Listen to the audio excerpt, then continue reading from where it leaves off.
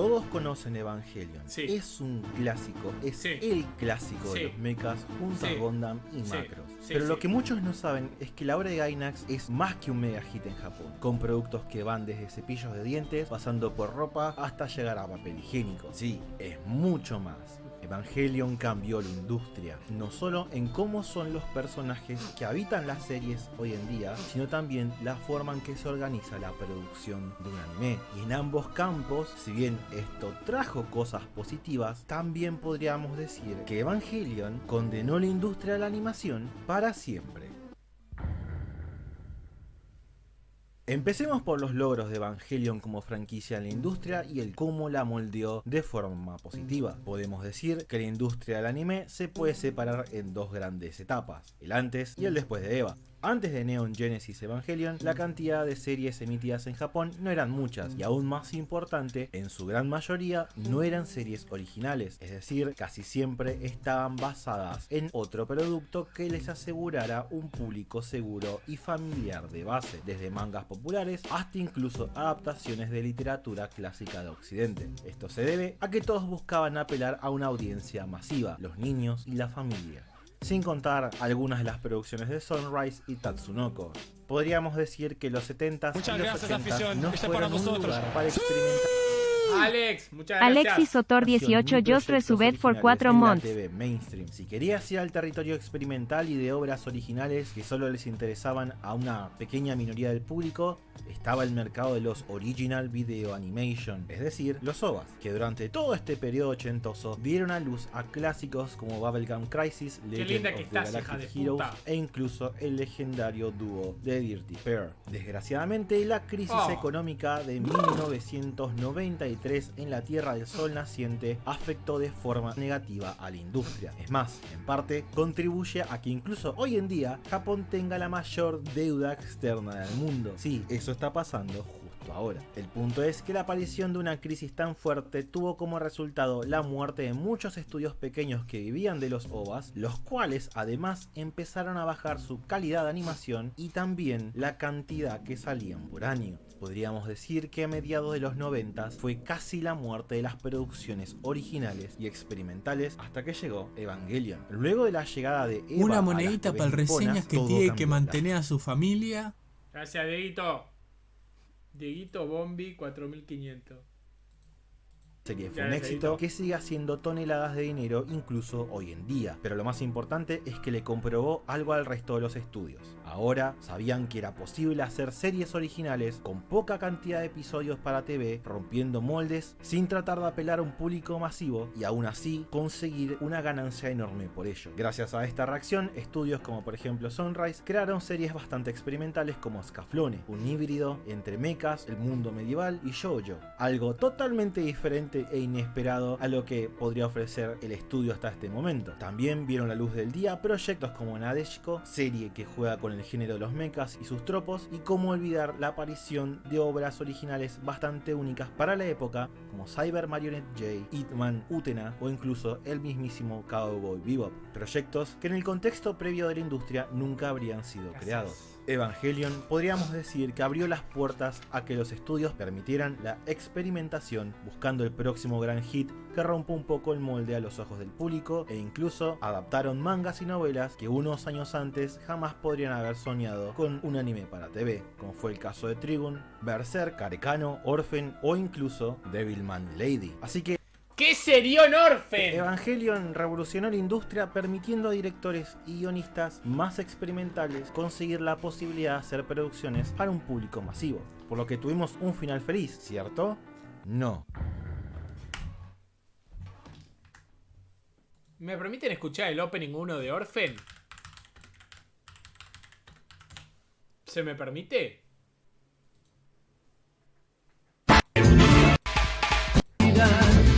Cuando nos encontramos con la porque la luz brilla y para mi silueta ya en la pared.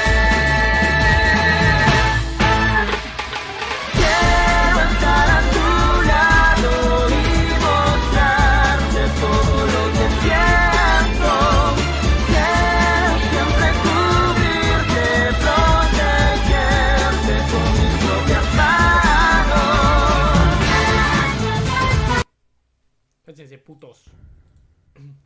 Evangelion se caracteriza por tender a ser sobreanalizada al punto que mucha gente busca simbolismos y complejidad donde el mismo creador de la obra dice que no los hay. Eso no quiere decir que la obra carezca de todo simbolismo o profundidad. Tampoco es correcto irse al otro extremo y decir que Evangelion carece de sustancia. O sea, Evangelion tiene sus problemas, pero eso no quita que es muy buena serie. No le hagas caso al hype y simplemente disfrútala a tu manera. Lo discutible del asunto, en mi opinión, es que Neon Genesis tiene un cast de personajes con muchos problemas emocionales, siendo los 3 pilotos los que más exploran en la serie. Por ejemplo, Rei y Asuka son los personajes más populares de la franquicia y tienen arcos definidos que se complementan y antagonizan de una forma muy particular. No solo que los colores de ambas son inversas la una del otro, o que sus Evas tienen filosofías opuestas de diseño, siendo la unidad 0 minimalista y la 02 extremadamente llamativa, sino que además la forma en que interactúan generan dinámicas interesantes con mucha fricción y muestran un crecimiento Sí, pero ¿cogen o no?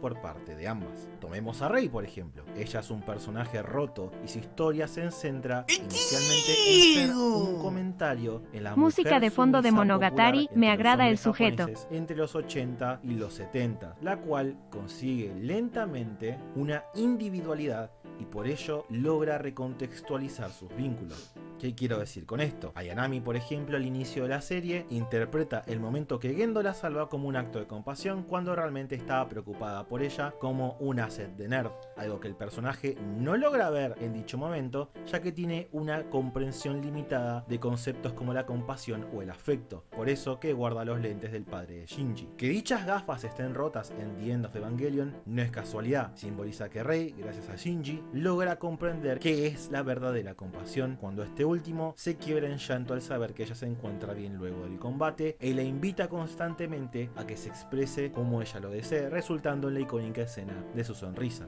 Al final de Evangelion, Rei comienza a verse a sí misma como más que un asset descartable. Ella es la que abre su conversación final con Asuka en la escena del elevador, algo que jamás habría hecho al inicio de la historia. Rei empieza a entender por qué Shinji ve su individualidad como algo valioso. Entiende que ella es algo que no El dibujo de Shinji. puede ser reemplazado por otro clon. Todo esto trae como resultado que Ayanami tenga agencia propia en el final de la historia. Este es un ejemplo claro de cómo Evangelion dice abiertamente que las actitudes de todos estos personajes al inicio de la historia están mal. Rei inicia como un personaje callado.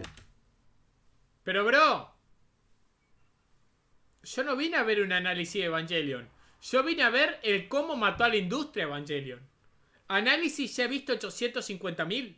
Sumiso, algo no mucho más que un producto mercantilizado que se puede producir en masa. Su arco, su moraleja, su objetivo es romper fuera de este molde, dejar de ser ese algo negativo. Con Shinji es lo mismo. Evangelion tiene como tesis final decirle a su audiencia, es decir, a los otakus japoneses de esa época, que el escapismo al final del día no es bueno para uno, que debemos enfrentar muchas veces situaciones que nos parecen incómodas, como el caso de Shinji enfrentando un mundo donde otros lo pueden herir emocionalmente, cosa que hace. El problema recae en qué significó para los consumidores y la industria todo esto, a pesar de ser personajes que tienen literalmente enfermedades mentales. Este cast irónicamente fue fetichizado y en última instancia engendraron una armada de copias vacías de arquetipos que no son más que calcos que poseen superficialmente características de los personajes de Evangelion, porque sí, básicamente los otros estudios vieron lo que superficialmente era atractivo de estos personajes y en su intento de capturar esto terminaron con unas cuantas malas interpretaciones que carecen de lo que realmente definió y volvió tan amado y memorable a este cast.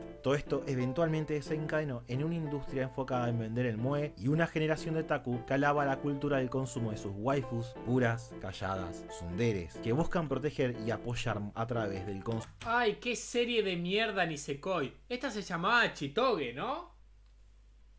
Se habrá hecho tiempo que vi Nisekoi. Esta era Chitoge, ¿no? O estoy errándole feo al nombre. Sí, es Chitoge. En su merchandising.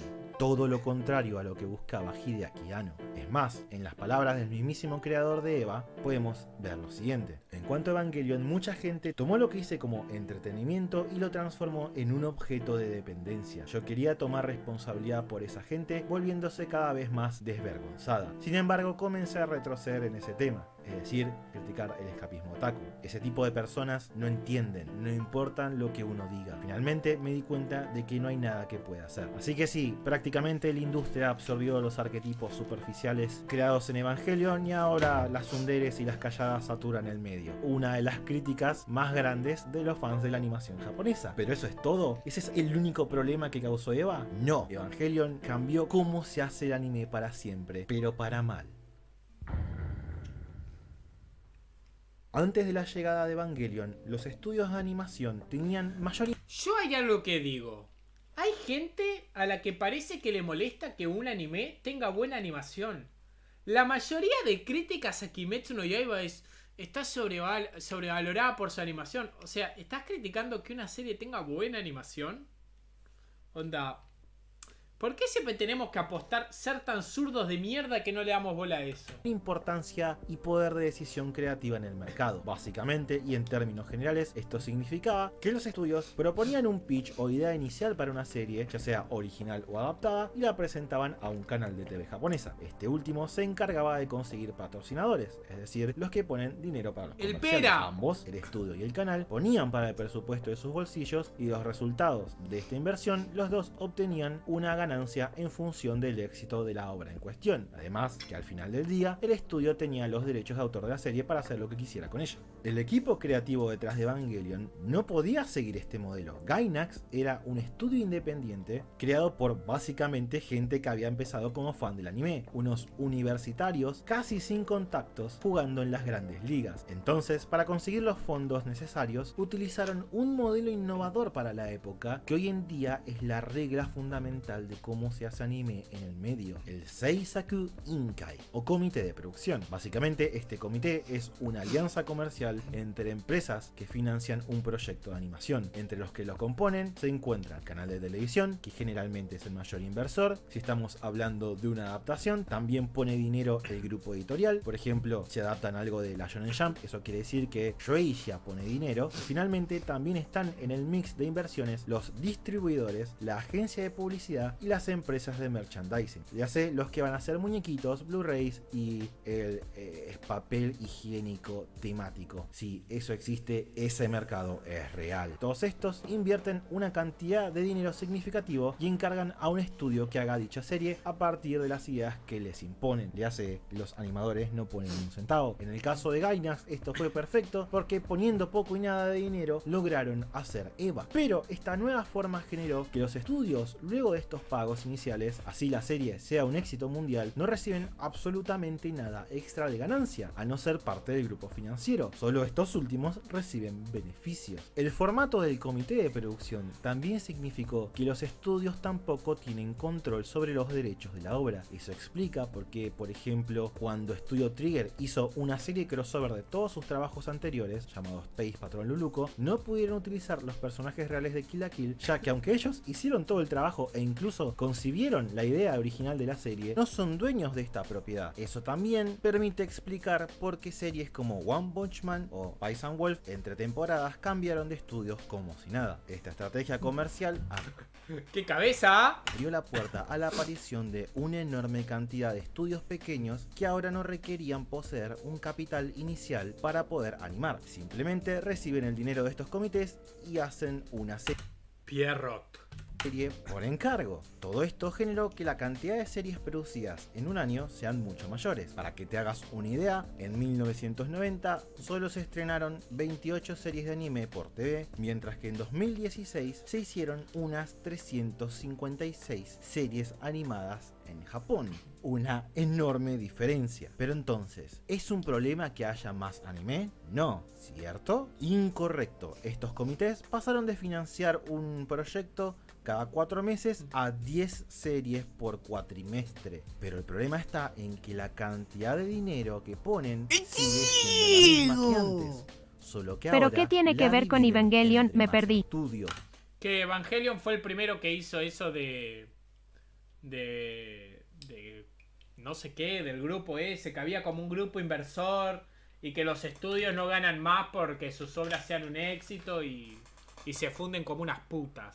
Todo esto desencadena en que hoy en día no solo exista una saturación de series, es decir, hay una sobreoferta de títulos que luchan para destacar, sino que además ya no está tan presente una integridad creativa de los estudios. Después de todo, ahora los que encabezan la industria no son los artistas, sino las empresas que poco saben o interesan el proceso creativo. Su prioridad es lisa y llanamente los números en ganancia. Finalmente, y lo más trágico en mi opinión, es que este modelo implicó menos dinero circulando en una industria con más bocas para alimentar, porque hay que repartir entre más estudios, es decir, hay sueldos más bajos.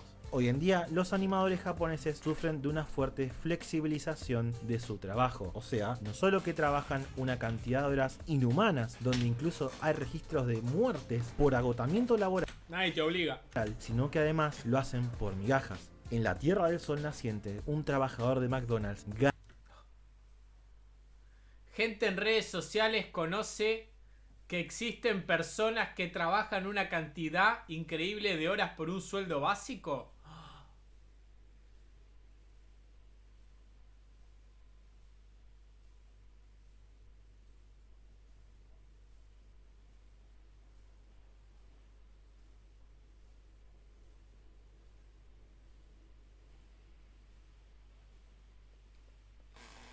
No es como si pasara en el 90% de trabajos de LATAM.